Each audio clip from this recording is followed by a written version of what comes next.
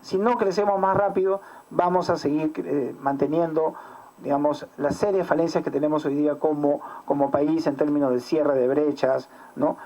Temas de bajos niveles de educación, etcétera. Entonces, ¿qué hacemos nosotros para precisamente abordar? ¿Cómo es que mejoramos entonces la competitividad en nuestro país? Bueno, existe el Consejo Nacional de Competitividad y Formalización, que tiene todo un plan de acciones que han sido consensuadas y que obviamente se planteó en el año 2019 con 9 objetivos priorizados. Esto fue un ejercicio obviamente de conversar con los distintos ministerios, con los distintos sectores, agentes, gremios. En esta definición participaron todos estos ministerios que mencionamos: el Ministerio de Economía, la PCM, Transportes y Comunicaciones, Energía y Minas, Produce, etcétera. Por parte del sector privado participaron los principales gremios, como por ejemplo Comex, ADEX, Confiep, la Cámara de Comercio de Lima, la Sociedad Nacional de Industria, y obviamente a través de la sociedad civil, a través de la Asamblea Nacional, Gobiernos Regionales, la Asociación de Municipalidades del Perú, sindicatos, consejos de productividad privados también, y logramos este documento que plasma una serie de objetivos que fue establecido en el año 2019, que consta de 9 objetivos prioritarios, 84 medidas de políticas con sinergias entre sí, con la participación de 13 ministerios, 200 talleres con 500 participantes para identificar cuáles son los objetivos, cuáles son las trabas, cuáles son las mejoras que se necesitan hacer para mejorar la competitividad de nuestro país.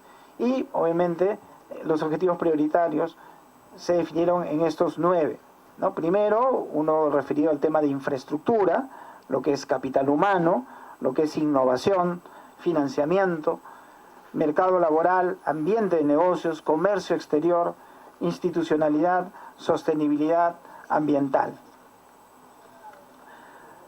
Y obviamente como muchas veces los planes se plantean pero después quedan como un buen ejercicio, un buen intento, lo que se hizo fue un mecanismo de seguimiento al avance de este Plan Nacional de Competitividad, que es un aplicativo que se llama el aplicativo AINI, ¿no? que tiene ahí el link, donde ahí se puede ver y se hace un seguimiento público, transparente, de cuáles son los avances de este Plan Nacional de Competitividad. Como este plan se establece en el año 2019, estamos obviamente con la implementación de este plan. Sin embargo, en marzo del 2020 se declara pues la pandemia, y obviamente en medio de una pandemia es muy difícil priorizar una agenda de competitividad. Todos los esfuerzos fueron dedicados precisamente a la atención de la salud, la atención de la reducción de los ingresos por la paralización de las actividades. Es muy poco probable pensar en una agenda de competitividad cuando no tenemos trabajo, cuando no tenemos vacunas, cuando la actividad económica está paralizada. Entonces, así es, el COVID fue la atención principal y eso, exacto. Tuvimos que sobrevivir y dedicar recursos ingentes, quemar las reservas que teníamos, así es, malas cierres extremos de la actividad económica que llevaron pues a una paralización de la economía y la atención obviamente de la emergencia. Pero obviamente hoy día nos encontramos en un momento distinto, ¿no? Este momento distinto es, tenemos un buen avance en la vacunación. Hoy día ya hemos pasado la tercera ola, tenemos ya gran parte de nuestra población vacunada, lo que nos ha permitido precisamente reabrir la economía, ¿no? Y esta reapertura de la economía ha permitido precisamente que las actividades nuevamente, sobre todo comerciales, de consumo, que generan o que requieren una mayor movilidad de la población, se retomen. Y eso está permitiendo precisamente esa recuperación de la economía, además del impulso favorable que tenemos por el precio del cobre, ¿no? Que nos está ayudando bastante también a generar más ingresos. Y lo que sucede también es que los gastos que hicimos en vacunas, en atención, médica ya se comienzan a reducir, ya no necesitamos tanto personal para atender la emergencia, ya no necesitamos tanto dinero para cubrir las vacunas porque ya están compradas, y ahora estamos nuevamente en un proceso de consolidación fiscal, pero que además ya da el espacio para comenzar a pensar nuevamente y a replantear esa agenda de competitividad tan importante que tenemos que tener como país, ¿no? A nivel de cumplimiento del Plan Nacional de Competitividad, en mayo del 2022 tiene un nivel de cumplimiento del 37%, ¿no? Una de las cosas que más se avanzó en este Plan Nacional de Competitividad es los temas financieros y los temas de digitalización. Creo que fue una de las cosas que sí voló en términos de rapidez, porque obviamente ante la inmovilización a la que tuvimos que estar sometidos, se generaron una serie de desarrollos más rápidos, como por ejemplo el tema de las cuentas digitales, las cuentas DNI, ¿no? El Estado tenía que pagar bonos, y obviamente cuando todos estábamos inmovilizados, ¿cómo hacíamos para llevar ese efectivo? Se crearon estas cuentas DNI, las cuentas digitales, y además este tema de inmovilización generó el desarrollo de todos estos mecanismos virtuales que ahora ya lo damos por más aceptados. El hecho de las compras digitales, el hecho de pagar de manera digital, el hecho de los deliveries, que si uno compara con cómo se mueve ahora y cómo se movían hace 3 años, el movimiento digital, el pago a través de aplicaciones, compras que uno podía hacer era muy reducido. Hoy día se hace de una manera mucho más frecuente y se le han añadido mucho más servicios a esto. Ha sido parte de este mayor desarrollo, pero en lo demás sí hemos tenido retrasos. Por ejemplo, si nosotros comenzamos a ver el tema de capital humano, definitivamente las clases remotas no han tenido definitivamente la misma calidad de lo que es una clase presencial, y lo sabemos. Y tenemos ahí una pérdida más bien de capital humano que tenemos que recuperar. O sea, ha habido varios aspectos que se han planteado como retos en este proceso, y que precisamente nos lleva a reevaluar y hacer una actualización. Ese Plan Nacional de Competitividad que se formuló en el año 2019 se ha avanzado un 37%, pero necesita ser revisado. Estamos ante otra realidad. La realidad post-COVID es totalmente distinta y va a quedarse muchas de las cosas, muchos de los procedimientos, muchas de las formas en las cuales hoy operan las empresas y las compañías son distintas y ya no van a cambiar, ¿no? El tema, por ejemplo, de promover el trabajo remoto, el tema de las transacciones digitales, etcétera, son cosas que han cambiado radicalmente la forma de producir que teníamos antes. Ahí tenemos un ejemplo de cuál fue ese avance y los grandes hitos que se hicieron en el cumplimiento de este Plan Nacional de Competitividad formulado en el año 2019, y ahí tenemos que, por ejemplo, el primer hito fue la creación del Fondo Crecer y el Sistema de Garantías Mobiliarias. Tenemos también la aprobación del Plan Nacional de Infraestructura, porque obviamente es importante ver la parte de trámites, la parte de mejoras en financiamiento, etcétera, pero también el tema de la infraestructura, que es tan importante para lograr y mejorar esta competitividad. Y ahí se aprobó el Plan Nacional de Infraestructura para la Competitividad, que incluye cuáles son las obras de infraestructura que se requieren, pero con una visión articulada. O sea, muchas veces uno dice, hay que hacer esta carretera. Ya, pero esa carretera, ¿a dónde nos lleva? ¿No? Esta carretera nos lleva a este puerto. Ya, pero este puerto necesita también suministro de energía eléctrica. Si no tiene energía eléctrica, no funciona. Ya, pero ese puerto y esa energía eléctrica que se requiere y esa carretera no funcionan si no se tienen, por ejemplo, los servicios sociales adecuados para la población que va a producir en esa zona. Entonces, se tiene que tener una visión articulada, ¿no?, de cómo se va desarrollando estas obras.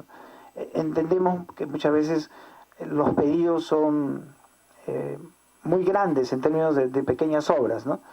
Uno recorre las regiones del Perú y en cada región van a haber 30, 50 obras que son prioritarias, pequeñas obras, pero que tenemos que verla con una visión de cómo se articulan todas estas obras para lograr más bien un encadenamiento productivo de tal forma que el gasto del Estado sea más eficiente y tenga un mayor impacto en el bienestar de nuestra población.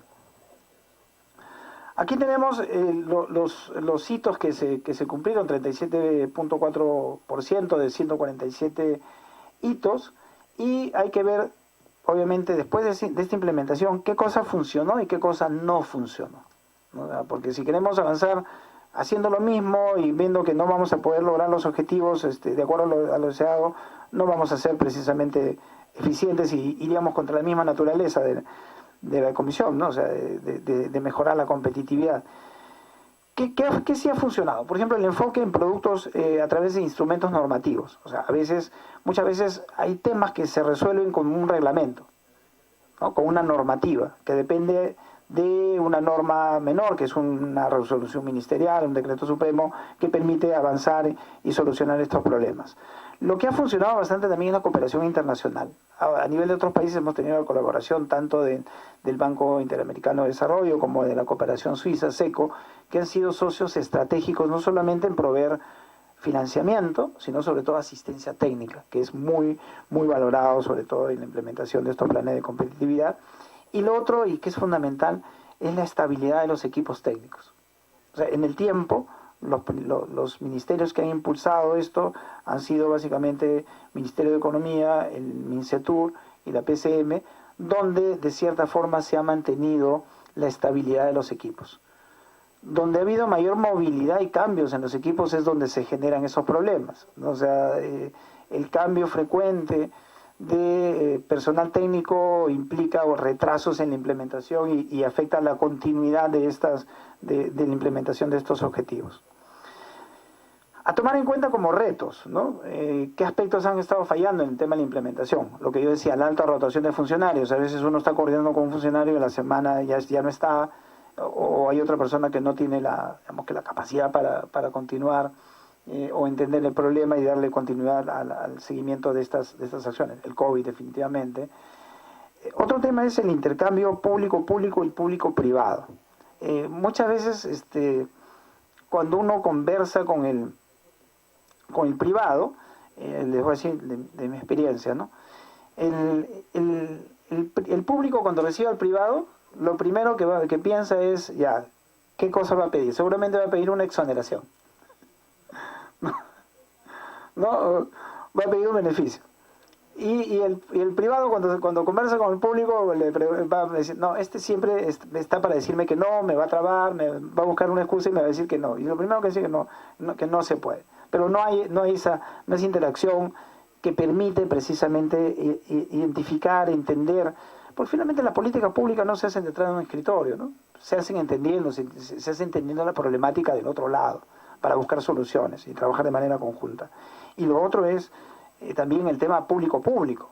O sea, nos pasa a veces entre distintas instituciones del sector público, no nos entendemos y cada uno cree que está viendo su competencia y no hay esa interacción tan importante que tiene que haber entre distintos sectores, ¿no? Acordemos que todos estamos en el Estado y estamos para servir al ciudadano, no para servirnos de un puesto de trabajo. Lo otro es el tema de la frecuencia de reuniones, Consejo Directivo, Consejo Nacional de Competitividad y Formalización. También, o sea, ahí obviamente como las agendas son medias complicadas, a veces no se dan los espacios para hacer ese seguimiento y esa coordinación y esa, digamos que necesidad de unas reuniones reiteradas y de seguimiento sobre todo. Nos ha fallado también, por supuesto, y para tomar en cuenta, para reforzar la coordinación con el Congreso. Muchas de las cosas que se requieren, que se identifican, pasan pues por una coordinación, ¿no? De repente una modificación legal, ¿no? En la cual el Congreso tiene que, obviamente, evaluar e implementar alguna medida de tipo a nivel de ley para poder seguir avanzando. Hoy día esta actualización del Plan Nacional de Competitividad tiene un contexto distinto. Uno, ya he dicho, ver cómo estamos operando a nivel mundial como después de la pandemia del COVID. El otro es la incorporación a la OECD, que ese va a ser el gran reto, creo, que tenemos como país. ¿Cómo logramos que nuestro país tenga los estándares para ser un país miembro de la OECD con todo lo que ello significa? Mejora en meritocracia, transparencia, mejora el sistema de justicia, mejora el desarrollo territorial, ¿no? Seguridad en el caso del establecimiento, el cumplimiento de las leyes. Y todo eso nos va a hacer como país ser más atractivos, ser más competitivos y vamos a lograr obviamente, un mayor bienestar para nuestros ciudadanos. Lo otro es las medidas de avances normativos pendientes de implementación, que también es un tema que se avanzó, pero falta complementar estos avances normativos a través de reglamentos. Muchas veces, y ocurre frecuentemente, se saca una buena ley, pero al momento de reglamentarla se queda ahí. Y pasan los meses y la ley se quedó porque no se pusieron de acuerdo después al momento de reglamentar y al momento de implementar. Tenemos más de 80 solicitudes de propuestas precisamente de sectores públicos y 40 propuestas del sector privado y de la academia para incorporar dentro de esta actualización del Plan Nacional de Competitividad, ¿no? Hay dos grandes retos que logra o que tiene como objetivo este Plan Nacional de Competitividad. Primero, promover un crecimiento, como habíamos mencionado desde el inicio, un crecimiento más inclusivo, que incorpore a cada vez más peruanos, que no sea elitista, que no solamente sea un beneficio para un grupo reducido de la población. Un crecimiento que además sea sostenible, o sea, que no sea solamente de un momento, que tengamos un boom de algún tipo de producto, de algún tipo de actividad y luego se pierde ese impacto, que sea sostenible, pero que además tenga en cuenta el medio ambiente, el impacto que tenemos en el medio ambiente. Hoy día estos son lineamientos que tenemos que considerar si queremos ser país miembro de la OECD, el tema de la sostenibilidad. Y en tercer lugar, el tema de la diversificación. Hoy día nuestros dos grandes motores han sido minería y agroexportación. Pero tenemos capacidad como país para no solamente depender de estos dos grandes motores, necesitamos incrementar el número de actividades en las cuales somos altamente competitivos y tenemos un gran potencial. Mencioné dos, forestal, acuicultura, y hay un tema que no mencioné, que es el tema de turismo. Perú está, digamos, a borde, en toda la ruta de ser una potencia turística. Obviamente ya teníamos cerca de 4 millones de turistas, pero para el atractivo turístico que tenemos como países deberíamos estar en muchísimo más que eso. Hoy día, a lo que va del año, recién vamos recuperando con cerca de 500.000 turistas, lo cual es bastante poco para el atractivo turístico que tenemos, pero es parte de la recuperación de la actividad turística a nivel mundial. Y en temas de turismo, hay que considerar que la mayor parte del desarrollo de la actividad turística no depende del Ministerio de Comercio Exterior y Turismo. Está fuera del alcance del ámbito. Porque para fomentar un mayor turismo, ¿de quién dependemos? Depende, por ejemplo, de tener buenas vías de acceso, un buen aeropuerto. Tenemos que tener una buena seguridad, Ministerio del Interior. Ningún turista va a ir a un país en el cual la seguridad, obviamente, es muy complicada y está en peligro de sufrir un asalto. El tema de cómo poner en valor los atractivos turísticos. O sea, eso requiere una buena carretera, requiere provisión de agua, desagüe, ¿no? Para generar todo ese espacio en el cual se desarrolla, obviamente, una actividad turística, que no solamente son parte de restos arqueológicos, sino también atractivos naturales, ¿no? Tenemos playas digamos, que también se pueden explotar en el norte del país y no estamos explotando ese recurso turístico, por ejemplo. Playas que, a diferencia de las del Caribe, no tienen huracanes, por ejemplo, y son perfectamente, digamos, que pueden ser atractivas y pueden ser visitadas a lo largo de todo el año. Es un potencial que estamos perdiendo. Y estoy mencionando solamente una de los tantos atractivos. Lo otro es desarrollar un ecosistema que facilite emprendimientos y empresas más productivas e integradas a las cadenas globales. Es lo que está faltando. O sea, muchas veces uno piensa, y aquí quiero conversar sobre todo vinculado al tema de la formalización, ¿no? La visión que uno tiene de la formalización a veces es que cada vez más empresas, cada vez más personas paguen más impuestos. Y eso es una parte, pero yo creo que es la parte secundaria. Lo más importante es que cómo es que se incorpora al sector informal a través precisamente de los beneficios que genera la formalización. ¿Y cuáles son los beneficios? Primero, acceso a financiamiento, acceso a servicios públicos, ¿no? Y eso pasa por mejorar la productividad.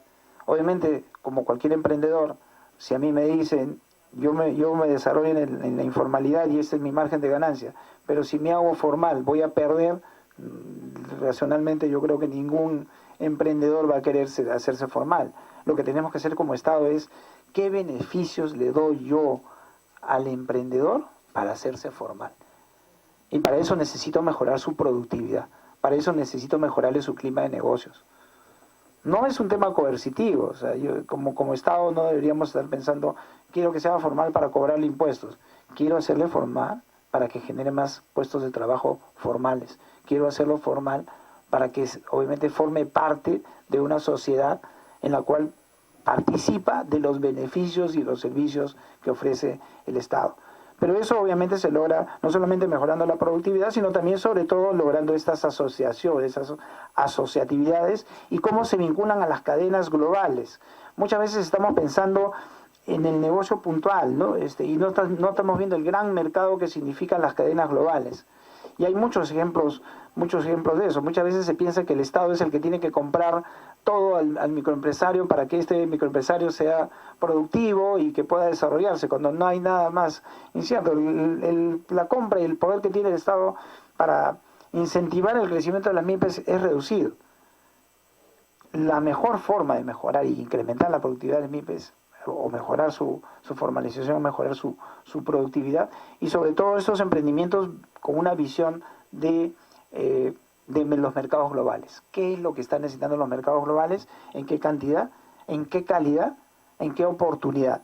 Esa es el gran enfoque que tenemos que tener en temas de la actualización del Plan Nacional de Competitividad. Por supuesto que esto también pasa por distintos desafíos, como por ejemplo el tema de promover un crecimiento más inclusivo, sostenible y diversificado. Y aquí, si me permite, congresista, le doy pase al director ejecutivo del Consejo Nacional de Competitividad.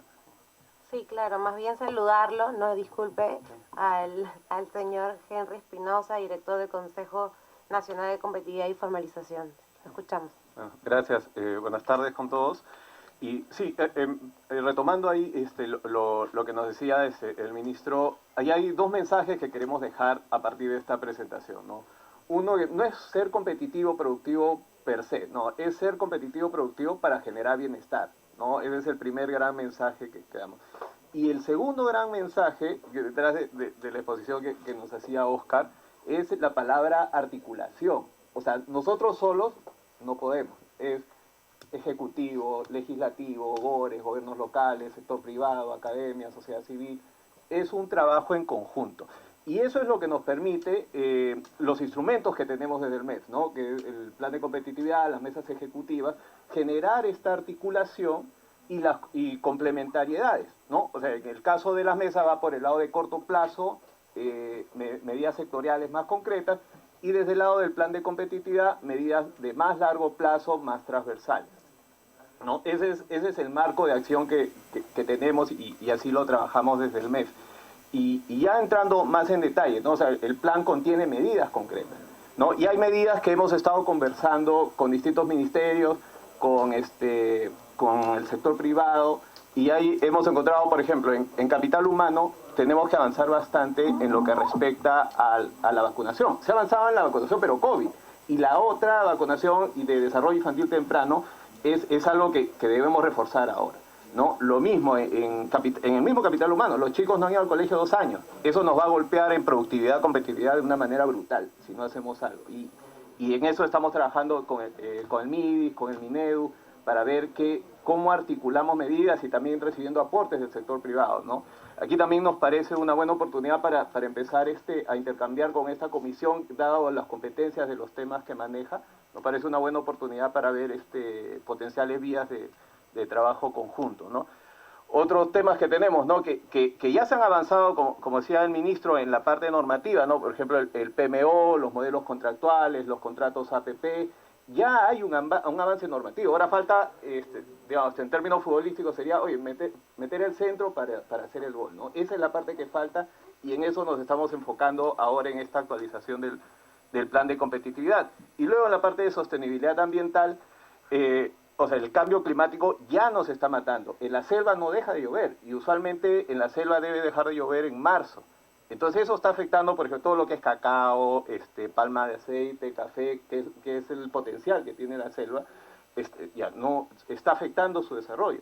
Y entonces es importante ya empezar a tomarlo más en cuenta, ¿no? O sea, y hay bastantes aportes, como mencionaba también el ministro, ya viene la cooperación alemana, la cooperación coreana, los suizos, todos vienen con aportes. Oye, vamos a trabajar en conjunto esto, y es necesario ahí ponernos un poco las pilas. Adelante, por favor. En las medidas del segundo desafío que tenemos, que es de desarrollar un ecosistema que facilita el desarrollo de emprendimientos, esto es muy importante, ¿no? Todos en pandemia hemos experimentado, todos tenemos seguro algún familiar, alguna amistad que ha empezado a vender cosas por internet. Seguro que la mayoría conocemos por lo menos a alguien. Ya, pero eso se desarrolla en un contexto informal. Nosotros no le estamos dando ninguna facilidad. Imagínense que desde su celular ustedes puedan conectarse a una plataforma de SUNAR, que puedan generar una empresa en un mismo día, y que ahí los empate con una plataforma de la municipalidad y generan su licencia de funcionamiento, y si es de bajo riesgo, la generas en un día.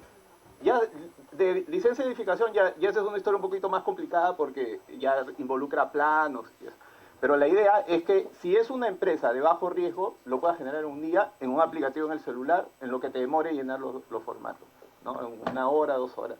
Y eso actualmente podría costar entre 30 y 40 horas. Porque de hecho el SUNAR ya tiene la plataforma.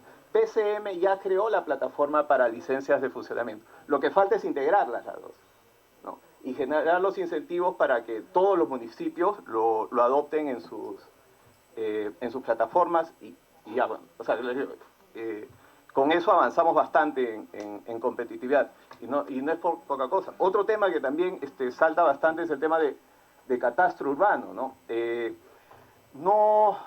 Esto va a ayudar bastante a estos temas que siempre salen de vez en cuando de invasión de tierras, no se sabe quién es el dueño, se puede trabajar aquí, no se puede trabajar aquí, etc.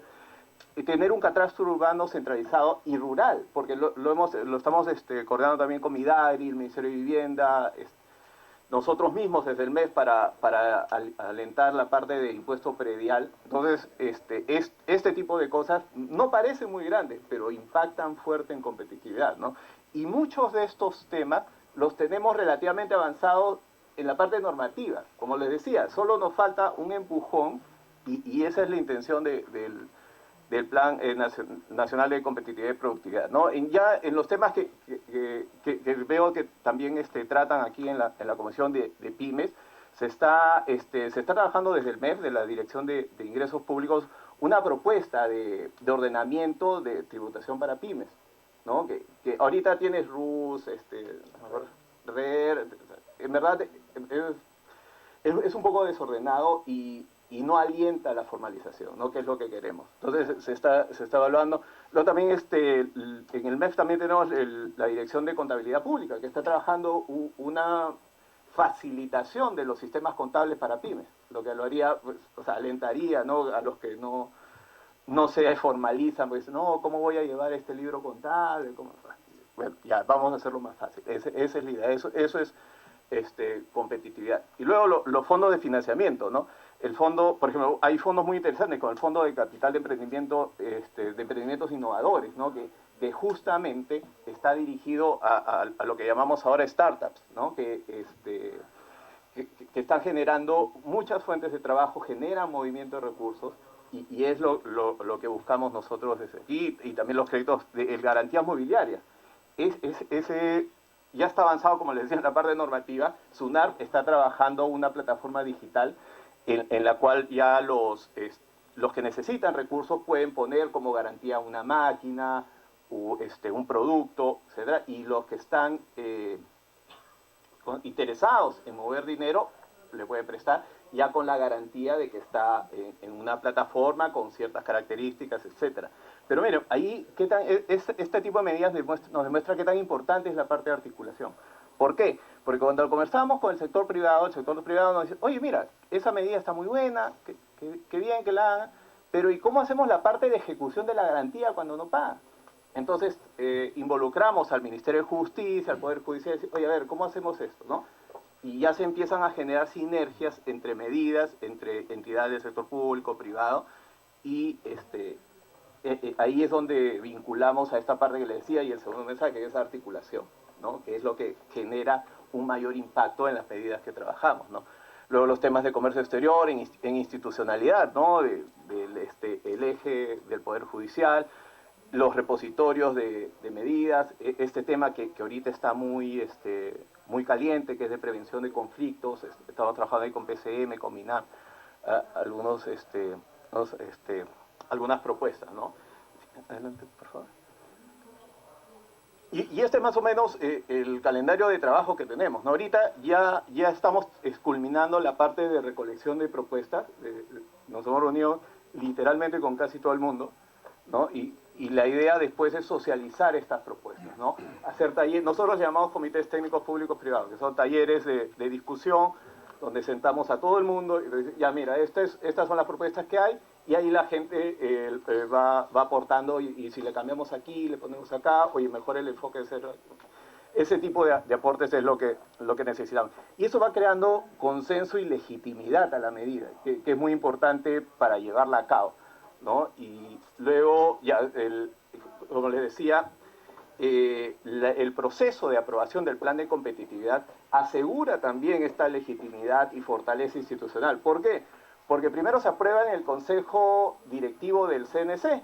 Y en el Consejo Directivo del CNC están los 11 ministerios que tienen temas productivos, son nosotros, MINEM, MINAM, MINJUS, MINEDU, MINSA, ¿sí? Los 5 gremios privados más grandes, están los gobiernos regionales, los gobiernos locales, están los sindicatos. Entonces, ustedes comprenderán, ya se imaginarán que lograr un consenso en ese consejo es bravo, ¿no? De hecho, Oscar nos acompañó ahí, pero en esa época tú eras vice de producer, ¿no? Ya, o sea, el ministro sabe lo difícil que es. Entonces, y después, además de eso, pasa por el CCB, con todo lo que ustedes saben que demora ahí el CCB, y en verdad es complicado, pero... Es el Consejo de Coordinación de Viceministros. Sí. Es complicado, pero además eso asegura una fortaleza y, como le decía, legitimidad del instrumento, ¿no? Que después no venga alguien, oye, no, ¿sabes qué? A mí no me gusta. O sea, es producto de un consenso donde se trata de tomar en cuenta bastantes enfoques, ¿no? Finalmente, también prevalece una parte de la oferta, ¿no? ¿A qué nos referimos? O sea, hay cosas que no podemos hacer, ¿no? O sea, alguien puede proponer, oye, yo quiero una planta, un equivalente a la NASA, que lo pongamos en Chimbote. Vamos, y a eso no podemos hacer, ¿no? Pero la idea es ser lo más realista posible, generando consensos a partir de cosas que podemos hacer de manera articulada, ¿no? Sí, adelante, por favor. Y entonces, ya para concluyendo, ¿no? La parte del plan de competitividad, este es el mensaje que les decía, ¿no? Competitividad es crucial para generar bienestar, ¿no? Y eso es lo que firmemente creemos nosotros desde el Ministerio de Economía, ¿no? El plan de competitividad sintetiza medidas que son de consenso, ¿no? Orientadas, obviamente, a la competitividad. A pesar de la pandemia, ¿no? y la coyuntura política que todos conocemos, hemos tenido casi 40% de avance. O sea, no está mal, pero necesitamos hacer algunos ajustes. ¿Por qué? Porque la mayoría de esos avances se ha dado en la parte normativa. O sea, nosotros, de repente ustedes también lo experimentan en su trabajo, sacamos un decreto y eso no quiere decir que al día siguiente aumentó la competitividad 20%, ¿no? Así no funciona el mundo, ¿no? O sea, funciona en la medida que ese decreto, esa resolución que sacamos, articule con la realidad. Y ahí entonces se genera el impacto a partir de una implementación, ¿no? Lo mismo que seguro que sacamos una ley que mañana mismo aumenta también el PBI. O sea, tampoco funciona así, ¿no? Es en la medida que se integra con la realidad y a partir de una implementación genera un impacto, ¿no? Y eso es lo que estamos fortaleciendo. Y entonces, y como le decía, ¿no? Esta actualización del plan a raíz de este nuevo contexto en el que nos encontramos, ¿no? Post pandemia, reactivación, ingreso a SD, nos permite actualizar, valga la redundancia, ese compromiso que es el plan, ¿no? Ese compromiso entre los distintos sectores, público, privado, academia, sociedad civil, para ser un país competitivo que genere bienestar, ¿no? Entonces aquí consideramos esta una muy buena oportunidad para empezar tal vez una agenda de trabajo, unas conversaciones, a ver cuáles son las propuestas que vienen desde el Congreso, qué podemos nosotros coordinar con ustedes, porque algunas medidas que se proponen requieren ley, ¿no? Y eso definitivamente pasa por aquí. Entonces, es una buena oportunidad de conversar cómo podemos articular este trabajo, ¿no? Y a partir de ahí. Gracias. Y el segundo instrumento que tenemos como Ministerio de Economía, además de este Plan Nacional de Competitividad y Formalización, es el tema de las mesas ejecutivas, ¿no? Las mesas ejecutivas es un instrumento que venimos implementando desde hace varios años y que ha tenido muy buena recepción. Tanto es así que inclusive el Banco Interamericano de Desarrollo tomó este modelo para implementarlo en otros países. Este mismo modelo que fue creado acá en Perú se está implementando, por ejemplo, en Ecuador y recientemente en Chile, con el nuevo gobierno del presidente Boric. ¿En qué consiste esta mesas ejecutivas que es muy importante? Estamos hablando del Plan Nacional de Competitividad, que son medidas de tipo transversal, ¿no? Donde se mejora pues, el capital humano, se mejora la parte de la tramitología, como se viene a llamar, se mejora el tema de transportes, el tema de financiamiento, pero son todos transversales. Cuando nosotros comenzamos a ver ya, pero ¿qué cosa es en lo cual nosotros deberíamos poner un foco y trabajar de manera, ¿no? De manera especializada, no transversal, sino sectorial? Y ahí es donde comenzamos a utilizar esta otra herramienta, que es la mesa ejecutiva, que lo que busca es básicamente sentar en la misma mesa a todos los actores que tienen que ver con una actividad en particular. Primero se identifica un problema. Supongamos, ¿qué es lo que quisiéramos impulsar? Mencioné el tema de la actividad acuícola, perfecto. Entonces, ¿quiénes son las entidades que están vinculadas al sector acuícola? Obviamente los productores acuícolas, los gobiernos locales, los gobiernos regionales, obviamente el viceministerio de pesca, etcétera. Entonces nos sentamos, pero no solamente pasa por ello, sino también pasa, por ejemplo, porque tienen que pedir permisos a la SUNAFIL, ¿no? Porque es una actividad regulada también por el ámbito laboral. Tiene que sentarse también el Ministerio de Ambiente, tiene que sentarse la DICAPI también. Entonces se comienzan a exponer cuáles son primero los objetivos de lograr un mayor desarrollo de esta actividad y luego cuál es la problemática. Y en la problemática surgen varias cosas, ¿no? Como por ejemplo que hay un reglamento que falta determinar digamos que una especificidad o un detalle. Y eso depende de un ministerio. Y eso está ahí y nadie se dio cuenta. Se mandaron sendas comunicaciones y nunca se movió. En ese caso, se identifica cuál es el problema y se resuelve. Se ponen plazos e inmediatamente digamos que se presenta la propuesta y se aprueba. Pero hay cosas que pasan más allá de solamente mejorar un reglamento. O sea, porque a veces la ley que está normando una actividad tiene un defecto de diseño desde el origen. Entonces, a la hora de implementarla, vemos que la ley tiene una falla. Entonces, lo que podríamos tener es una mala ley bien implementada. No nos soluciona el problema. Entonces, ahí precisamente es identificar, ya no podemos arreglarlo con reglamentos, vayamos a modificar la ley y ahí se conversa para poder exponer y poner a evaluación hacer la presentación al Congreso de una propuesta para que se pueda evaluar y mejorar la ley que realmente pueda solucionar este problema. A diferencia de las otras comisiones, mesa de trabajo, lo que tiene en esencia este instrumento es que es ejecutivo, en el sentido de que busca que tener resultados de manera inmediata, hay compromisos, y hay una cosa interesante, no hay actas, porque muchas veces cuando hay actas, uno la piensa 3 veces antes de firmar, ¿no? No, que tengo que pedirle permiso a mi superior para ver si es que realmente está de acuerdo con ese compromiso. En cambio, si es un ambiente más, digamos, de responsabilidad, un compromiso ante la mesa, entonces inmediatamente el siguiente yo me comprometo a traer la propuesta para la siguiente semana, y para la siguiente semana yo la voy a proponer, ¿no? Y la voy a traer. Y entonces lo que tenemos es cómo ha funcionado esto. Y les voy a poner un ejemplo bien interesante, ¿no? Actualmente, por favor, pasamos para explicarles. La siguiente. Siguiente, por favor. Siguiente, sí. Siguiente. Para ser específico, hay uno donde está la siguiente. Ahí está, esa, gracias. Por ejemplo, tenemos en este momento estas mesas ejecutivas que están trabajándose, que es la de transformación productiva, la de pesca, acuícola, forestal, innovación y desarrollo para proveedores de la minería, turismo, gastronomía y la minera energética. En el caso de la acuicultura, por ejemplo, cosas que uno puede decir, ¿esto cómo me ayuda a mejorar la competitividad del sector? Y pasamos al siguiente, por favor.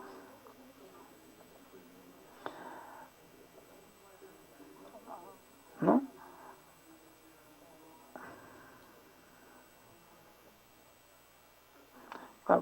Por ejemplo, antes de la mesa ejecutiva, en el año 2015, la acuicultura se le aplicaban las mismas reglas y disposiciones que para la pesca en general. Esto obviamente generó una iniciativa para precisamente publicar y evaluar y publicar una ley que es la Ley General de Acuicultura y su reglamento que regula 3 categorías agrícolas en base a la producción.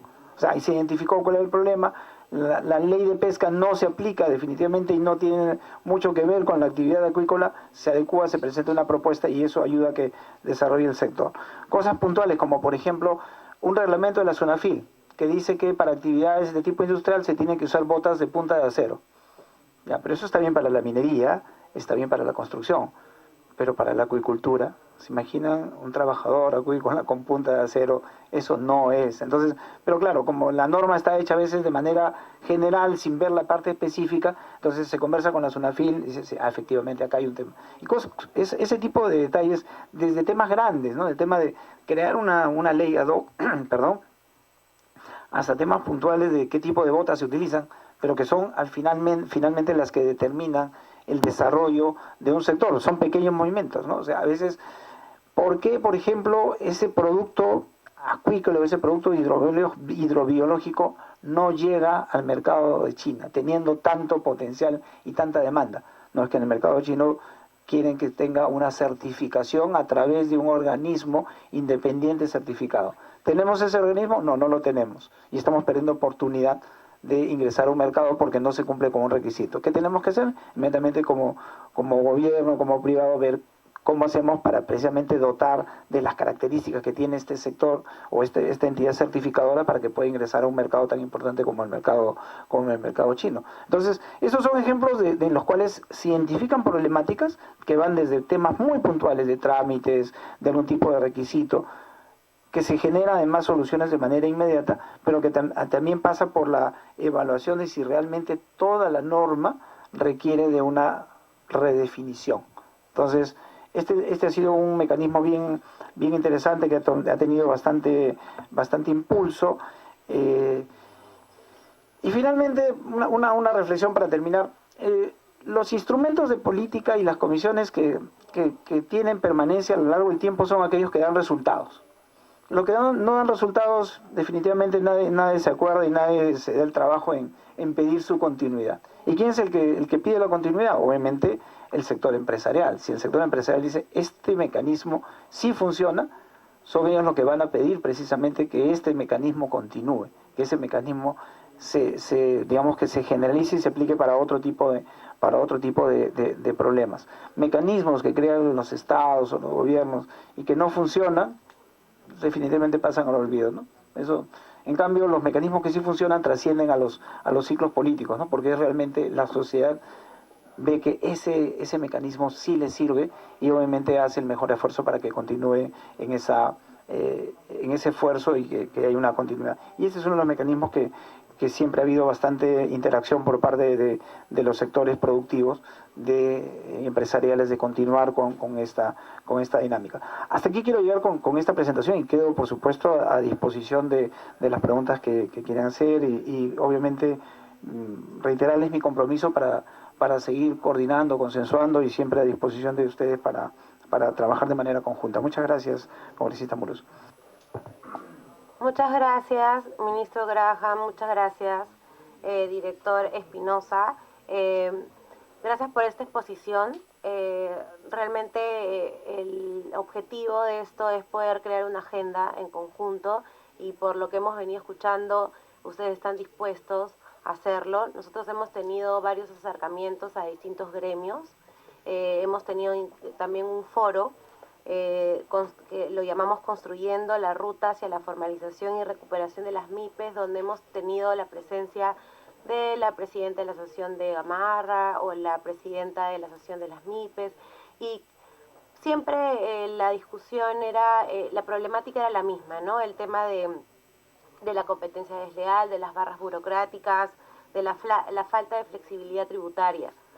Entonces, por eso es que nosotros queremos saber qué tanto podemos hacer desde el Ejecutivo y apoyarnos en conjunto para que de pronto se pueda crear un régimen más simplificado, sobre todo para los emprendedores, ¿no? Los que recién están iniciando y que sienten que tienen demasiadas barreras burocráticas. Cuando ustedes hablaron del tema de crear espacios tecnológicos, ¿no? Que ya existen, la SUNARP, ¿no? Eran, ¿cómo los llamaron? Plataformas, las plataformas digitales, ¿no? Eso me llama bastante la atención. Incluso nosotros estamos pensando en proponer un proyecto de ley de crear una ventanilla única, ¿no? Para el tema de saneamiento y infraestructura, ¿no? Para que justamente se les simplifique a todos los ciudadanos y puedan crear, ¿no? Tener una mayor acceso a la formalización, ¿no? Entonces, quería saber, ¿no? ¿Qué opinión tienen respecto a crear un régimen simplificado de impuesto a la renta para las personas jurídicas, naturales, con negocios de menor tamaño, que establezcan entre otros límites de ingresos y egresos, ¿no? Si es que podríamos trabajar una propuesta en conjunto. Por otro lado, hablaron de la incorporación al OECD, eso me interesa bastante. Nosotros tenemos una comisión especial, ¿no? Aquí en el Congreso, justamente para poder llegar al anhelado, ¿no? De estar incorporados en la OECD, pero hoy por hoy el Perú tiene una inflación del 6% cuando normalmente al finalizar el año no debería de subir el 3%. ¿No? Y es algo que en toda Latinoamérica, ¿no? Entonces, ¿qué herramientas o qué es lo que se está haciendo desde el Ejecutivo para poder reducir ese porcentaje, ¿no? Que definitivamente esto ha venido golpeando por el conflicto político, social y económico que estamos viviendo, ¿no? Por otro lado, quisiera consultarles, ¿no? Un mecanismo que ayudó a la formalización es la deducción en el impuesto a la renta por los consumos realizados en restaurantes y hoteles, lo que generó un incremento de la recaudación del IGB. ¿Ustedes considerarían viable que una parte del IGB, sea mínimo, pagado por todos los consumos que realizan las personas, pueda ser utilizado bajo un esquema similar, como pensión complementaria a través de una cuenta individual para ahorro previsional, ¿no? Lo cual definitivamente permitiría aumentar la formalización, dado que todas las micros y pequeñas empresas van a tener que facturar, ¿no? Y dado que todos los consumidores van a querer hacer uso de esa cuenta individual para poder contar con un ahorro, ¿no? Entonces quería saber si era viable o qué opinaban ustedes al respecto.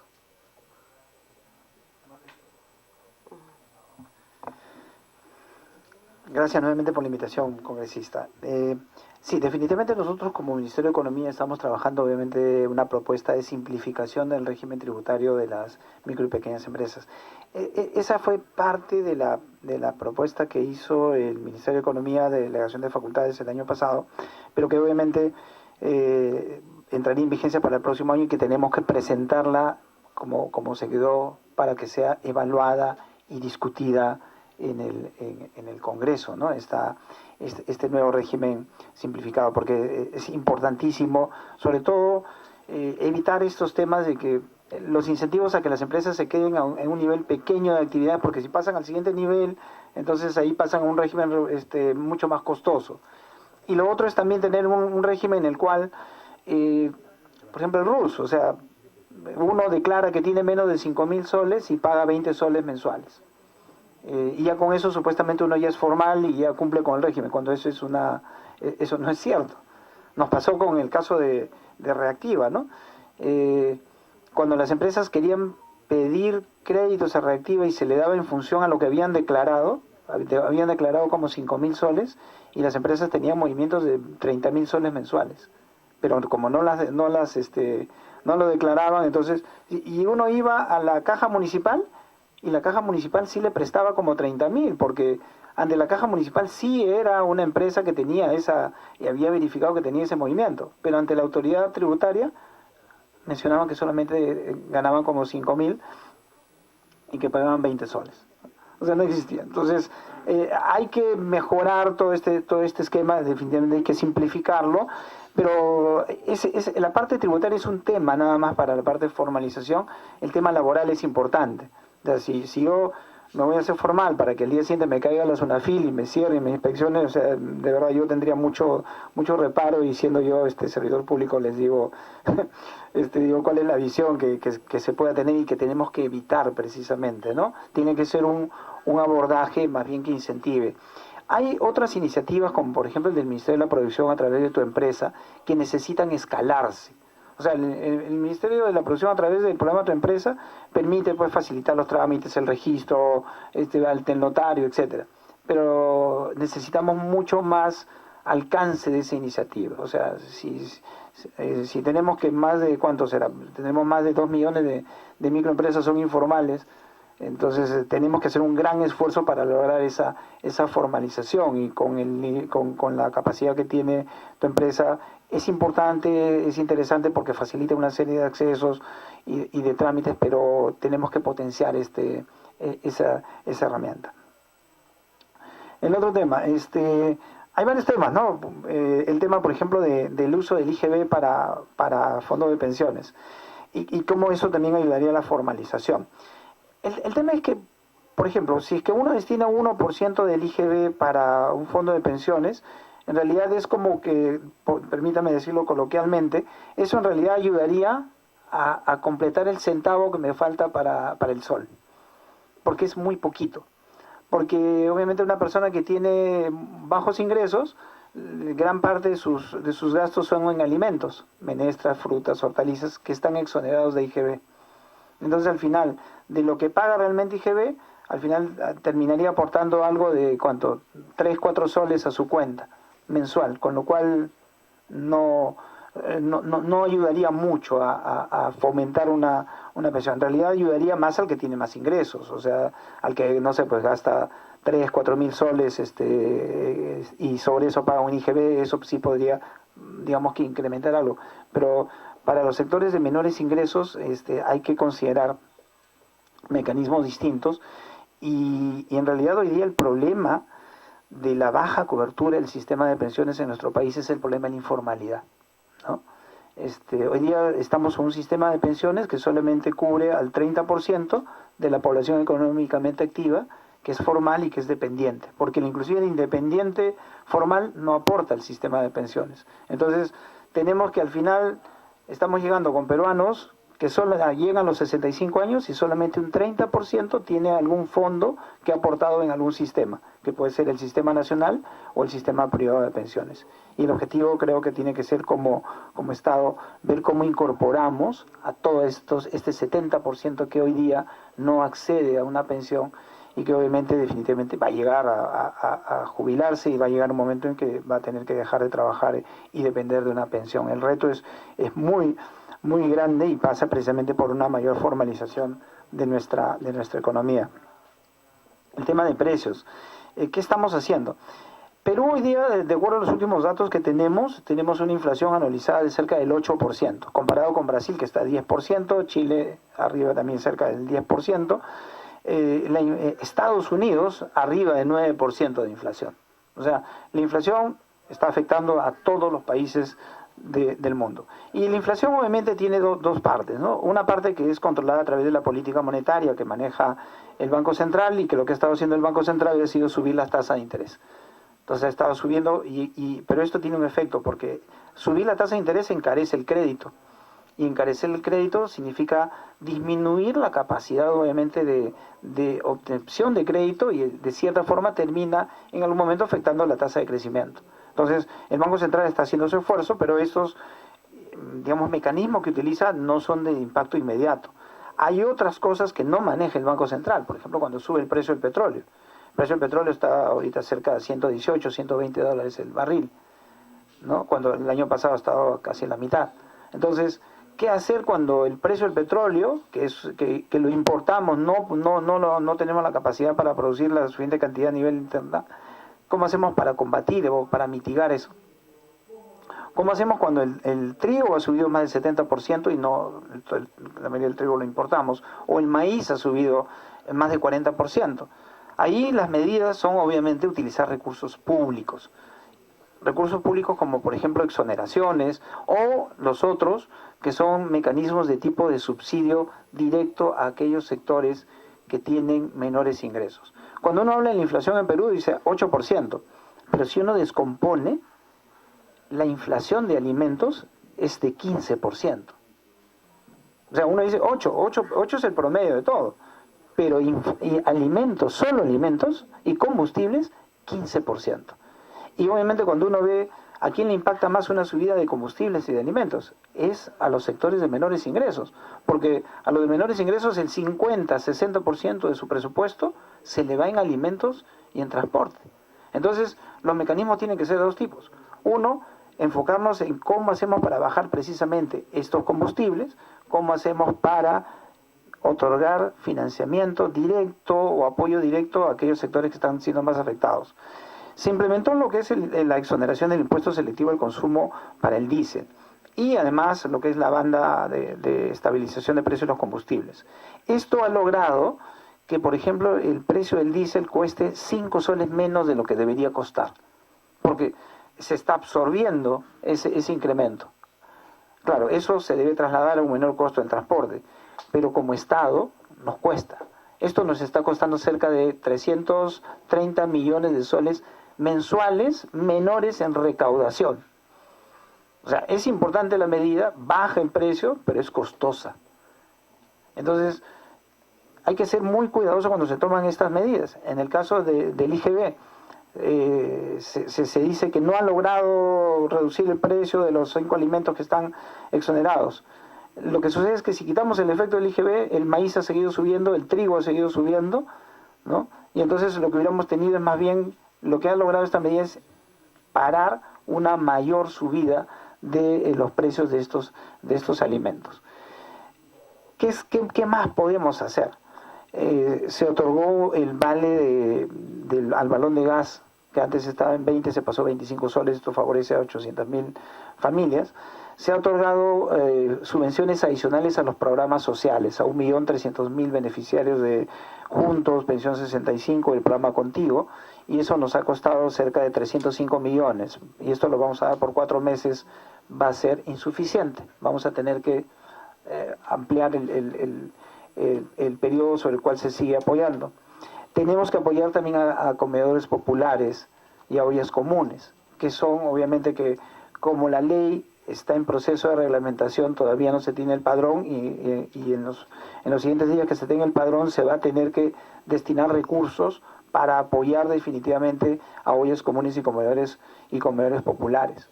Tenemos obviamente, tenemos definido que vamos a tener que dar un bono alimentario. O sea, no como el bono Yanapay, que fue masivo para más de 13 millones, pero sí acotado a un bono que de cierta forma mitigue ese incremento del precio de los alimentos y acotado sobre todo a los sectores que vienen siendo más golpeados. Todo eso significa más recursos. Y se acaba también, hace un par de semanas se otorgó fondos para la compra de fertilizantes, ¿no? De compra de urea en este caso. Con lo cual de acuerdo al precio se podría lograr comprar entre 80 hasta 100.000 toneladas de urea para poder ser digamos que distribuidas a un precio de costo social entre los pequeños agricultores. O sea, sí se está tomando medidas. Nuestro país en términos de la región todavía mantiene inflaciones más bajas, pero definitivamente cualquier medida que se tome es una medida que es una suma de, como se dice, de suma cero. Es decir, tenemos que tomar recursos para dejar de priorizar algún otro objetivo para destinar a estos objetivos focalizados. Si tomamos en promedio cuánto es lo que hasta la fecha se están utilizando de recursos públicos, podríamos estar hablando de cerca de 2.900 millones de soles que se están destinando para el alivio de precisamente y mitigar este incremento de precios de alimentos y de combustibles. Si vamos a tener que tomar medidas, esto va a tener un costo mayor, pero ahí tenemos al otro lado el tema de la responsabilidad fiscal, ¿no? Hasta dónde tenemos que identificar que esto es un tema que va a durar todavía un tiempo, va a ser temporal y que tenemos que tener los recursos para cubrir durante ese periodo. De acuerdo a la información del Banco Central, en el segundo trimestre del próximo año ya debería bajar las presiones inflacionarias y deberíamos estar en una situación menos complicada que la que tenemos hoy día, no solamente a nivel país, sino que sabemos que esto está afectando a nivel mundial.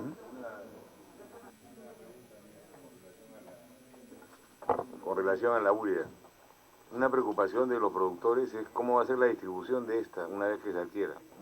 La otra es que no es solamente urea lo que necesitan una serie de fertilizantes que no están considerados, creo, en las compras.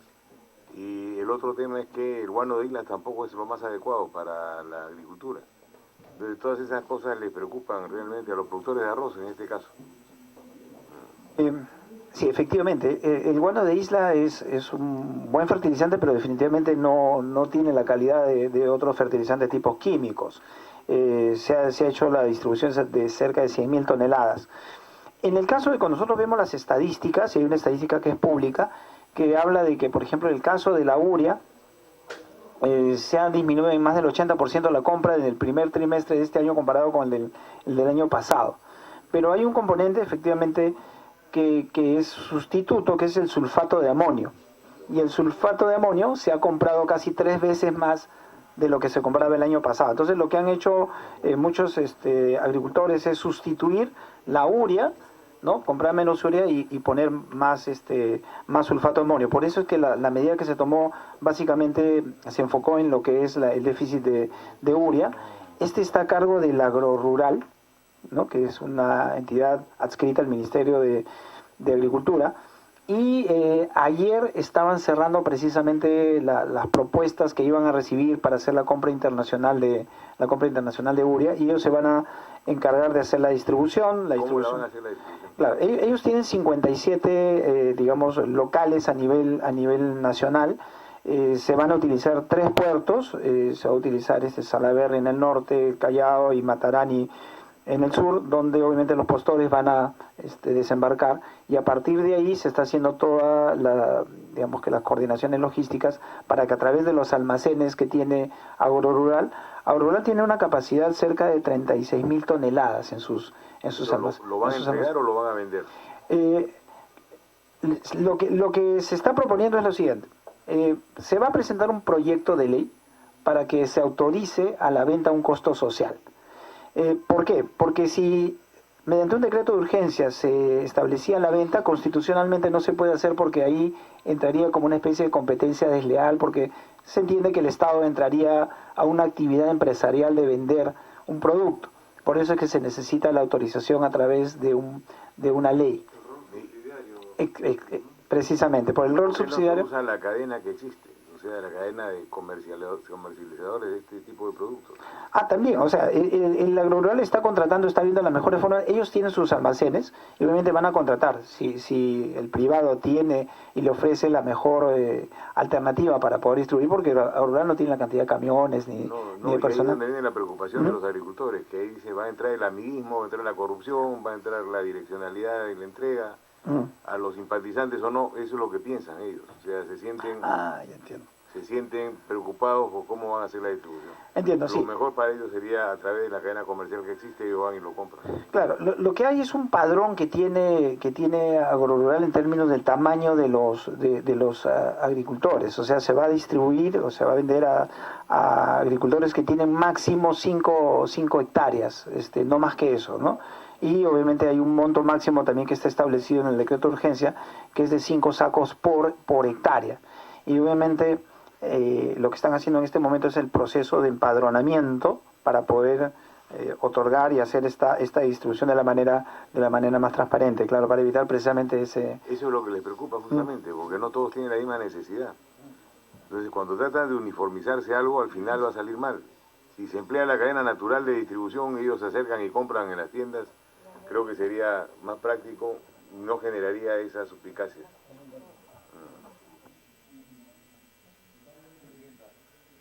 Una pregunta.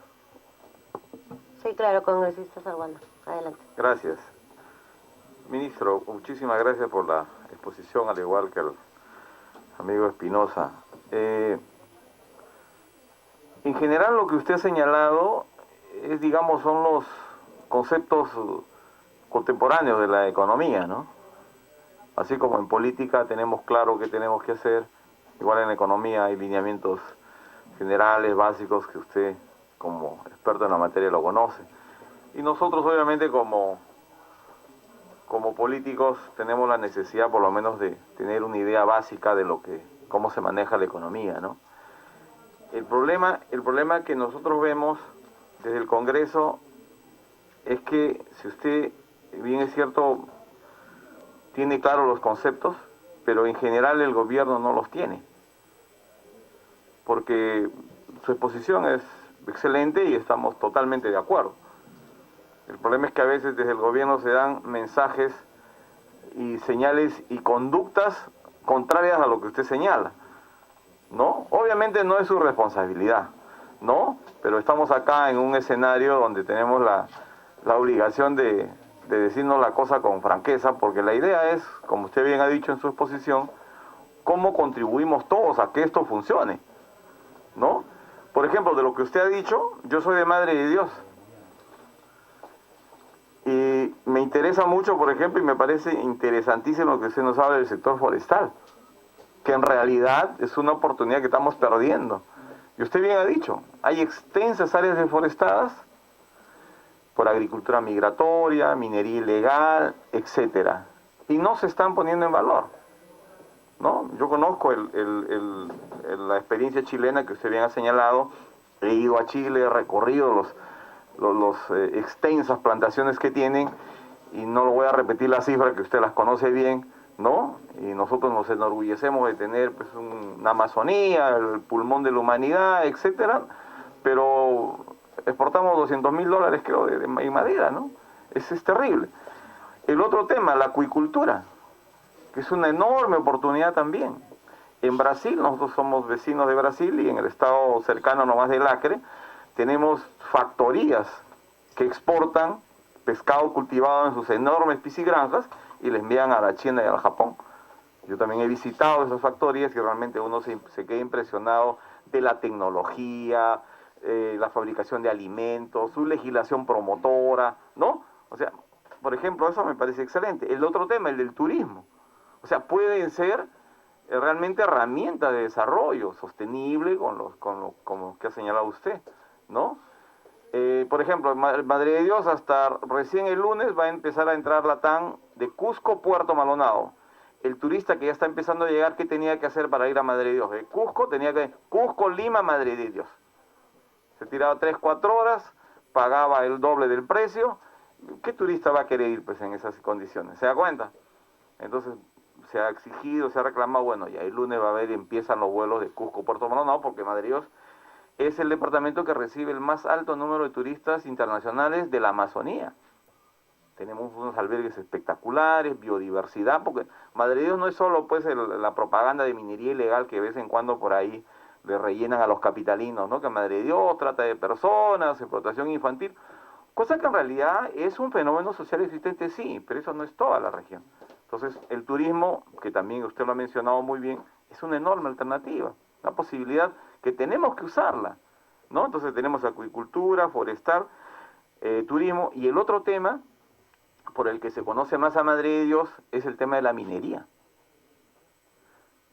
Madre de Dios, no hay, fíjese usted, somos tan dejados, el Estado se olvida tanto de algunas regiones donde hay una enorme riqueza. La producción de oro de Madre de Dios es aproximado de 15 a 25 toneladas anuales. Pero si uno revisa cómo se realiza esa actividad, es todo lo contrario de lo que usted ha señalado. Tecnología atrasada. Según los técnicos que conocen este tema, los equipos tecnológicos tienen un atraso de 50 años. La capacidad de recuperación de los pequeños mineros no alcanza ni siquiera al 40%. Pero pese a eso, por el alto precio de los minerales, está más de 200 soles el gramo, sigue siendo un gran negocio.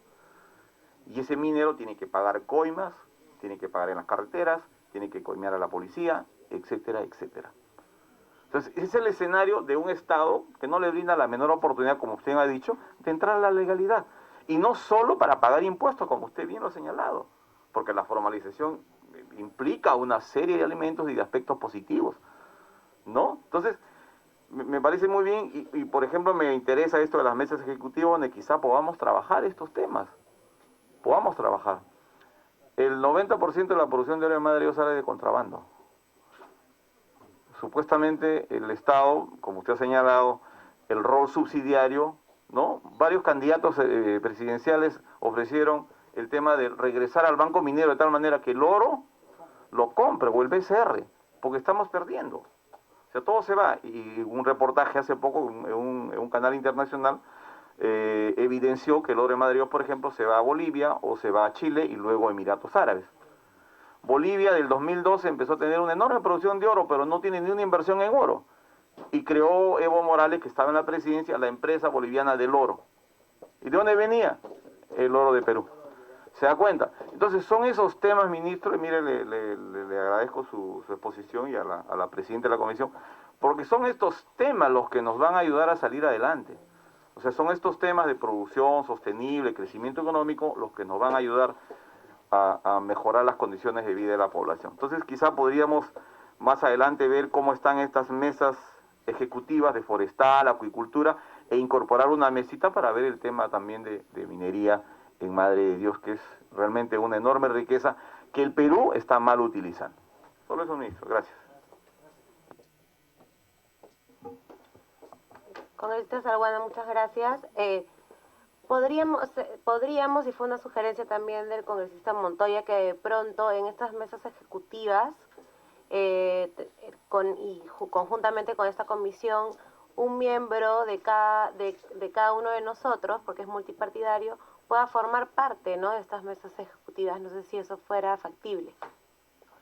Es totalmente factible, porque en realidad la dinámica de las mesas ejecutivas es precisamente integrar. O sea, obviamente si ustedes... La dinámica es integrar a los que están interesados en lo que pueden aportar.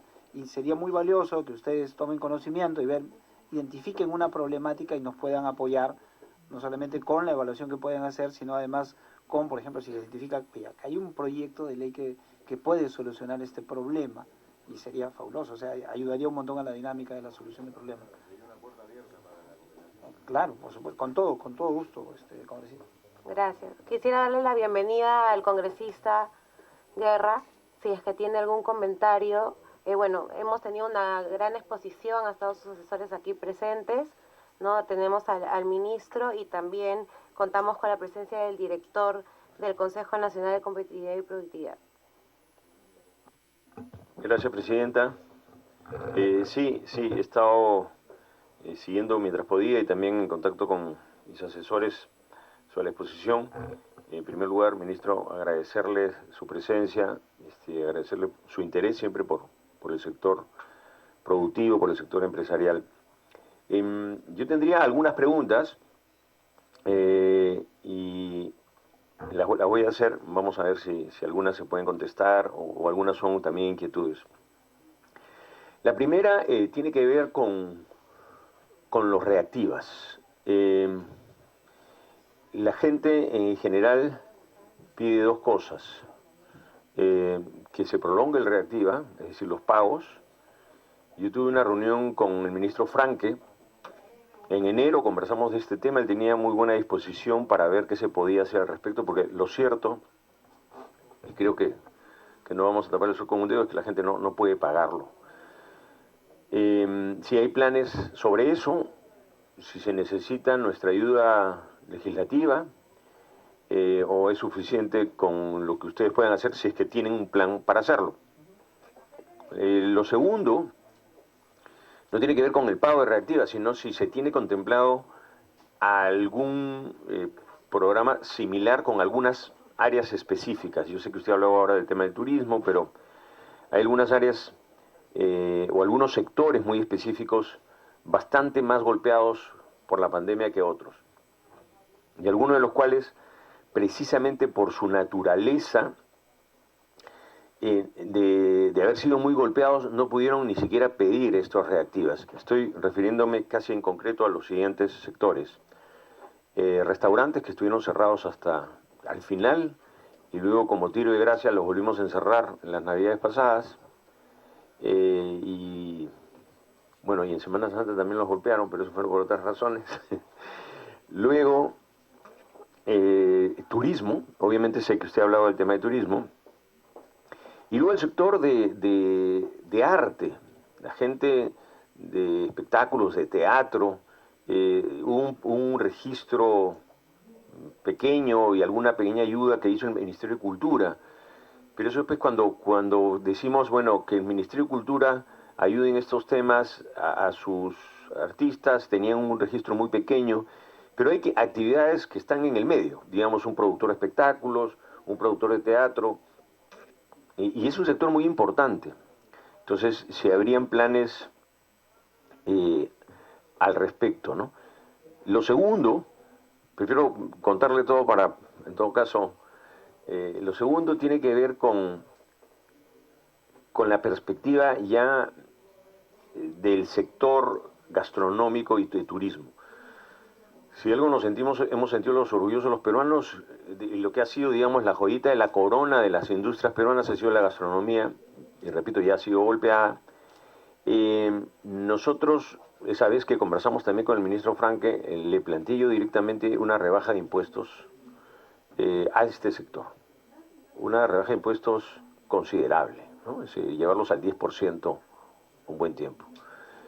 Para permitirles avanzar. Esto ha sucedido en otros países, por poner un ejemplo cercano, Colombia, que ha impulsado así a este sector, que además, como todos sabemos, no puede descontar una serie de impuestos por la naturaleza de sus compras, ¿no? Ellos se van al mercado, compran la cebolla, la papa, y nadie le va IGB por esto. Entonces, es un sector que está como estancado, y ahora además bien chequeado por la SUNAT, porque la SUNAT nos dice, pidan ustedes factura a los restaurantes, y entonces es un sector acotado, pero si habrían o planes o cuáles son sus opiniones, porque el ánimo de nosotros, y ya hay un proyecto, es avanzar en ese sentido, ¿no? Y no es la idea nuestra de, si sacamos la legislación, uno o dos grupos, sino que el sector, la pequeña y microempresa, pueda tener esas facilidades. Y lo tercero tiene que ver no con su sector, pero cuánto puede hacer su sector, señor ministro, por el tema de la seguridad. Es decir, el sector producción es el sector que más impuestos paga o cargas tiene en el Perú. ¿Por qué? Porque además de los impuestos paga cupos, señor ministro. Y lo paga desde hace 15 años en Trujillo, en Chiclayo, en Tumbes, pero la semana antepasada que estuve en Arequipa, me encontré con la sorpresa de que los restauranteros y los hoteleros me decían que ya llegaron los cupos a Arequipa, y los arequipeños me decían, acá nunca van a llegar. Y esto destruye el turismo, destruye los restaurantes, destruye cualquier industria.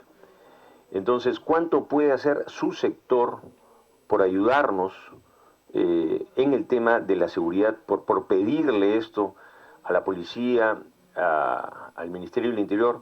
Porque es una labor de inteligencia, no es una labor de más, menos policías. La peor lacra que tuvimos en el Perú la desarmaron 50 policías del GEIN. Entonces, es un tema de inteligencia y nuestra policía es muy efectiva, pero si hay un ministro que coge este tema y que se lo pide al Ministerio del Interior, defendiendo a la pequeña y microempresa, nos ayudará mucho, ministro. Gracias. Congresista Guerra García. El tema de los reactivas, ¿no? Justo hemos sacado precisamente un decreto de urgencia que permite la prolongación de la reprogramación de los créditos de reactiva, obviamente para empresas que han tenido una caída en sus ventas comparadas con el periodo de la pandemia. ¿Por qué es importante? Porque obviamente si a una empresa le dicen quieres reprogramar, quieres dejar de pagar un año más con una tasa baja, entonces es natural que quiera pedir, pero obviamente lo que se condiciona es que haya una caída demostrada en las ventas. Pero obviamente cuando uno habla de micro y pequeñas empresas que no tienen ese registro, ¿cómo le digo que me compruebe la caída? Entonces ahí, si es microempresa, basta que la entidad financiera que le prestó evalúe la continuidad y la viabilidad de reprogramarle, se lo da. Ahí no se le pone ningún condicionamiento. Para mediana y gran empresa, ahí sí ya se le dice, si ha caído tu ingreso comparado con el periodo anterior, entonces puedes solicitar una reprogramación.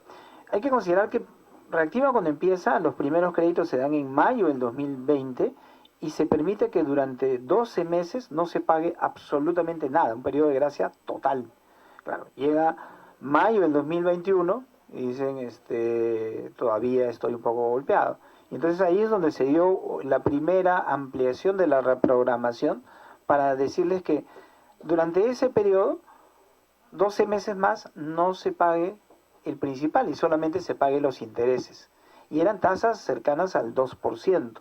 Entonces ya desde mayo del 2020 hasta mayo del 2022 han pasado 2 años en los cuales las empresas, primer año no pagaron nada y luego los segundos 12 meses pagaron solamente intereses. Intereses además de 2%. Lo que se acaba de hacer es permitir que por un año más soliciten una reprogramación sujeto a que haya caído, demuestren que hay una caída en las ventas y que todavía no se recupera. O sea, ya serían 3 años en los cuales las empresas no pagan el principal. La preocupación es que no se genere un tema de incumplimiento de pago, o sea, simplemente es decir, vamos a seguir prorrogando de manera consecutiva. Y además, para el caso de las empresas de turismo, se les dio no solamente ese periodo adicional en el cual no pagaban, se les extendió el periodo de gracia, sino se les permitió hasta que vayan a no 2 años, sino 3 años más. Con lo cual una empresa de turismo durante un periodo determinado pueden pasar 3 años que va pagado solamente intereses y luego 3 años en los cuales va a devolver el préstamo. Con lo cual son condiciones bastante flexibles para su ingreso. Ahora, hay que considerar también que el dinero de Reactiva proviene del Banco Central.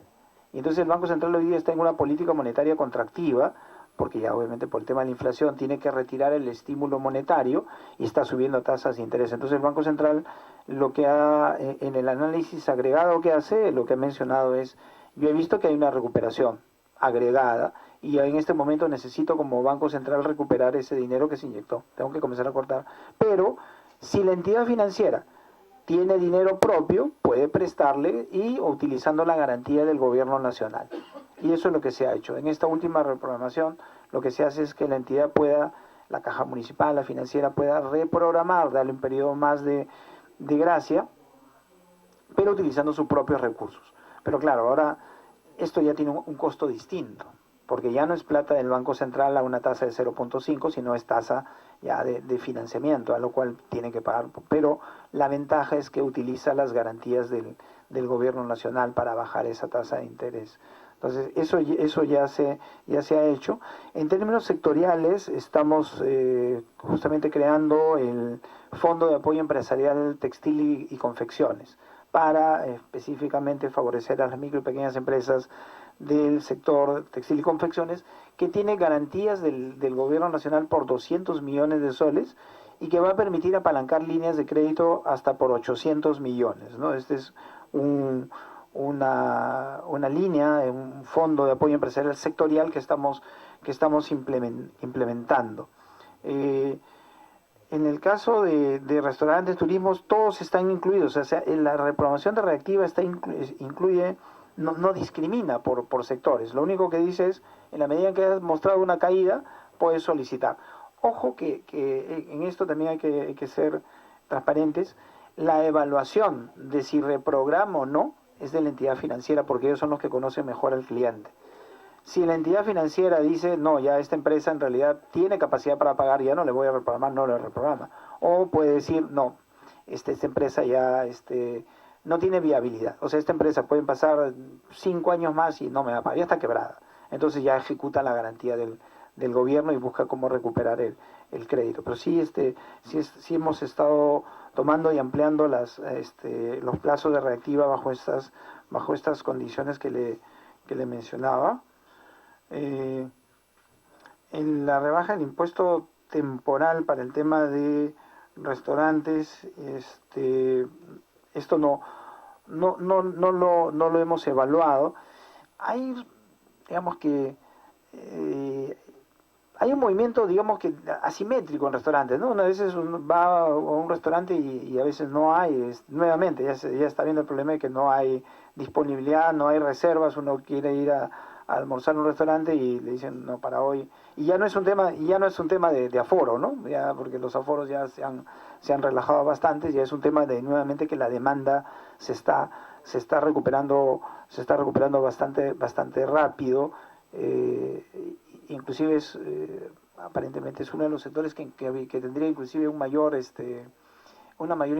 incremento de los precios, ¿no? O sea, el sector comida fuera del hogar es una de las cosas que más está subiendo, pero hay una demanda bien grande y creciente. Y en el tema de seguridad sí es un problema en realidad que obviamente nos ocupa mucho, porque el tema de seguridad no solamente es un tema de la policía, ¿no? O sea, pasa por el tema del turista que lo asaltan en el lobby de un hotel para robarle un reloj de marca, y el problema es con lo que está sucediendo es que al delincuente, una vez que lo capturan, pasa unos días y lo sueltan. Y entonces hay una reincidencia increíble entre que la policía hace su mejor esfuerzo en capturarlo, pero no puede retenerlo, y el delincuente no termina siendo enjuiciado y no termina preso. Y entonces tenemos delincuentes pues que están 5, 6, 7 veces que son capturados, la policía lo captura, pero no pasa a la siguiente etapa del proceso, ¿no? Donde hay una denuncia y luego un juicio. Y eso es lo que yo considero está fallando. O sea, hay que reforzar no solamente la parte policial, sino también la parte de todo el proceso que continúa después de la captura, y que eso definitivamente está teniendo un impacto, o puede tener un impacto importante sobre las decisiones de inversión, ¿no? O sea, emprendedor que quiere surgir, después se ve afectado por este tipo de delincuencia, y eso motiva también un desincentivo, ¿no? Sí, congresista Montoya. Sí, volviendo sobre el tema de turismo, ¿no se le podría exceptuar del IGB al turismo nacional? El turismo nacional está reactivándose y está dándole funcionamiento al sistema turístico realmente. Y creo que sería un gran incentivo para la población peruana el poder hacer turismo interno sin el IGB. No sé cómo sería la forma adecuada de hacerlo, pero creo que podría lograrse algo. Y el otro tema es las multas de la SUNAT. Los emprendedores, los pequeños empresarios que empiezan, nos contaron un caso en Lambayeque, que hizo todo para empezar su negocio, le vino la pandemia, no pudo seguir trabajando, se olvidó de declarar y le clavaron una multa de 5.500 soles por no haber declarado lo que tenía que declarar a tiempo. Ese tipo de multas, que deben ser muchas, no solamente en este caso, deberían hacerse algo para evitar de que a la gente la pongan inquieta. No tienen cómo sobrevivir y aparte tienen que pagar la multa.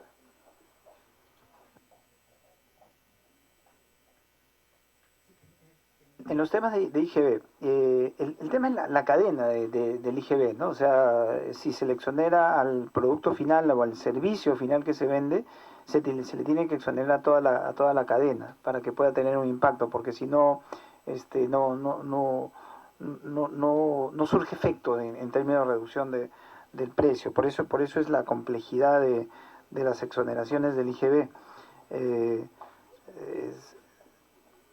Porque si no, no se puede utilizar el crédito fiscal. O sea, si yo no cobro al cliente final, pero yo ya pagué un IGB por un servicio previo, entonces no puedo descontarle. Esa es la complejidad que tiene.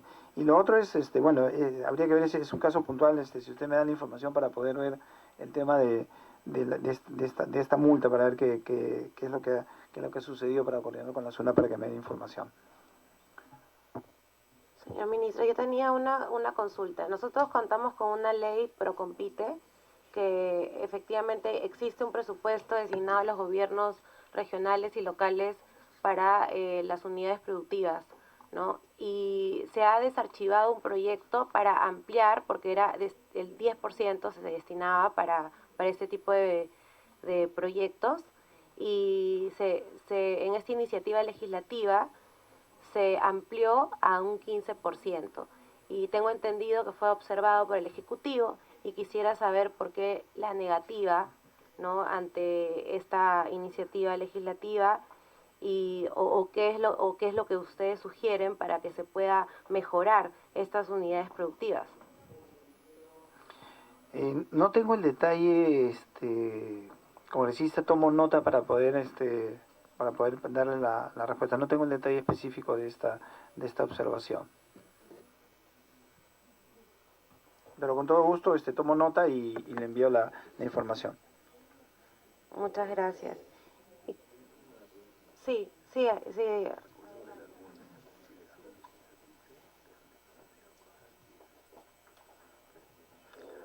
Un tema con la agilidad en los trámites, reducir los procedimientos para poder formalizarse. ¿Se necesita alguna ley que saquemos, algún dispositivo que ayude a simplificar el proceso? Es parte de toda la evaluación que estamos haciendo en el marco del Plan Nacional de Competitividad, porque hay mucha diversidad, depende de la municipalidad, etcétera. Y para nosotros, obviamente, lo que se requiere es que sean mucho más céleres los procesos, y no solamente en términos de facilidad de hacer negocios, sino también en términos de tiempo y de costo. Pero es todo un proceso. No sé si tú puedes comentar algo de eso, Henry. En verdad, más que ley, ahí son procesos administrativos dentro de municipios, ¿no? Es más que todo incentivos a que usen las plataformas, en este caso de vivienda, de PCM. Por ejemplo, se sacó una normativa durante pandemia que podías cambiar la licencia de funcionamiento, ¿no? Si eras, qué sé yo, de venta de algo, podría ser de restaurantes, ¿no? Para facilitar a la gente que estaba cambiando de rubro para sostenerse. Y se batió récord de otorgamiento de licencias, ¿no? O sea, en pandemia, con recesión, todo, se batió récord de otorgamiento de licencias. ¿Por qué? Porque vino acompañada del plan de incentivos municipales que está en el MES. Entonces había una meta para usar ese aplicativo que tiene la PCM, pero en municipalidades de Lima. Y entonces, efectivamente, se usó, solo una municipalidad no lo usó, y se batió el récord de otorgamiento de licencias. Y con las municipalidades hay una queja que no creo que sea de su sector, pero se la cuento.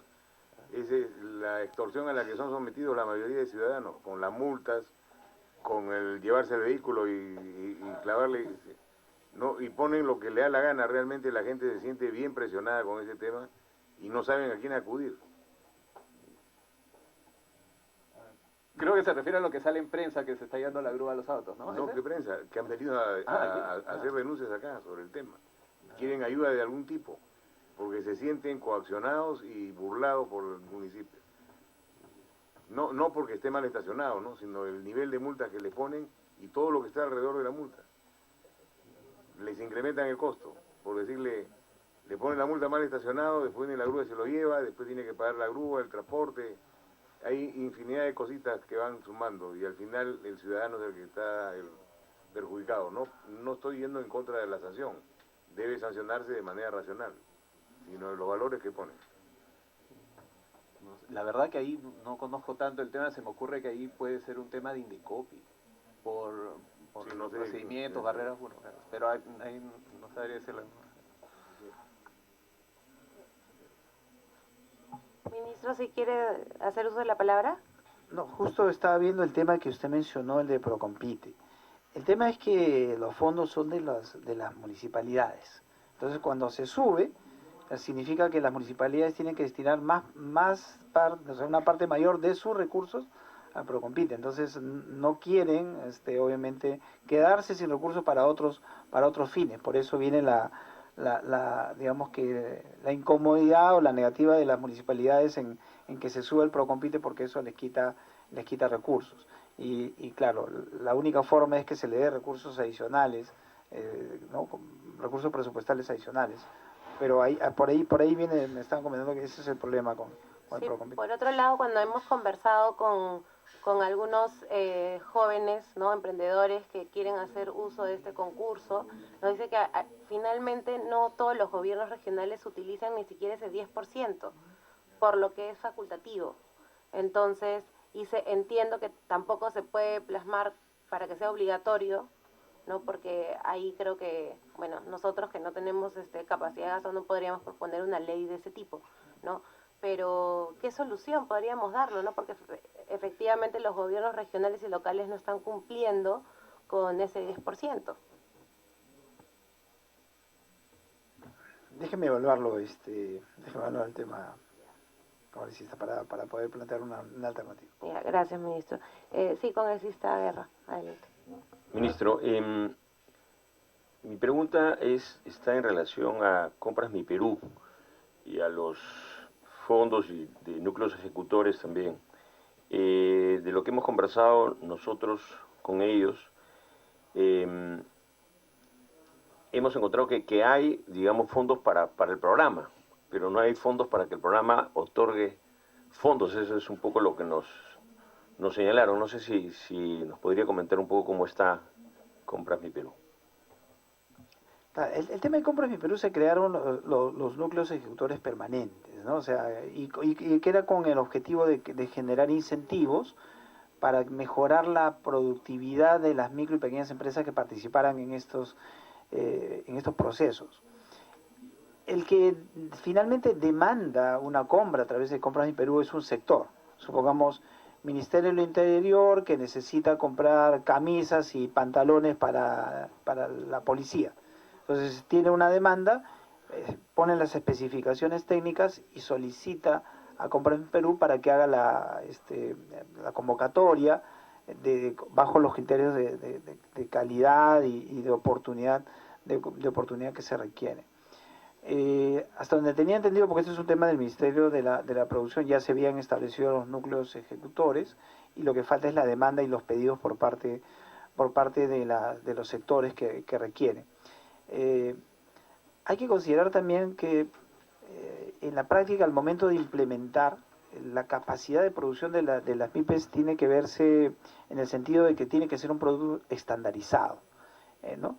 Por ejemplo, si es que la policía demanda 100.000 camisas de un color determinado, ¿cuántas MIPES van a poder hacerlo? Y además con la estandarización de tallas, colores, el tipo de tela, ¿no? Porque al final vamos a tener proveedores exactamente que aseguran que realmente el policía que está en Arequipa tenga la misma camisa que el que tiene en Piura, ¿no? Que tiene el mismo estándar. Entonces a veces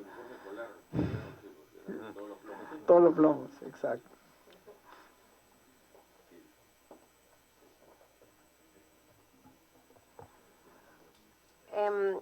¿Algún otro congresista tiene alguna pregunta? No habiendo más preguntas, señor ministro, quería agradecerle, ¿no?, por asistir a esta convocatoria de esta comisión conjuntamente con su director. Me interesa mucho que nos habló de la creación de una ley MIPE para el ordenamiento tributario. Y en todo caso, si es que ya tienen algo formulado, hacérnoslo llegar a esta comisión y poder hacer algún aporte también nosotros desde el legislativo. Es la propuesta para la simplificación del régimen tributario para micro y pequeñas empresas, que ese es un tema que se tiene que presentar al Congreso para discutirla, evaluarla y obviamente modificar en los mejores términos. En cuanto tengamos la propuesta, que la estamos trabajando, obviamente coordinaremos para estar a disposición de la discusión y lograr este consenso.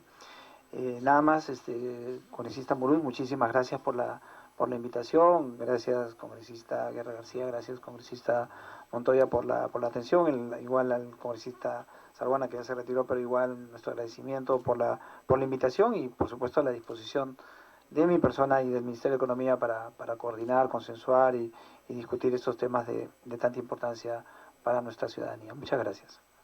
Muchísimas gracias. Le invitamos a retirarse y un cuarto intermedio para despedir al señor ministro. Se levanta el cuarto intermedio. Señores congresistas, antes de levantar la sesión, pido autorización para ejecutar los acuerdos adoptados en la presente sesión sin esperar el trámite de la aprobación del acta. Si algún congresista tuviera alguna observación, lo puede expresar en este momento. De lo contrario, el pedido se daría por aprobado. No habiendo observaciones, se da por aprobada la dispensa del acta, no existiendo otros temas que tratar en agenda y siendo las 4:36 minutos, se levanta la sesión. Muchísimas gracias, señores congresistas.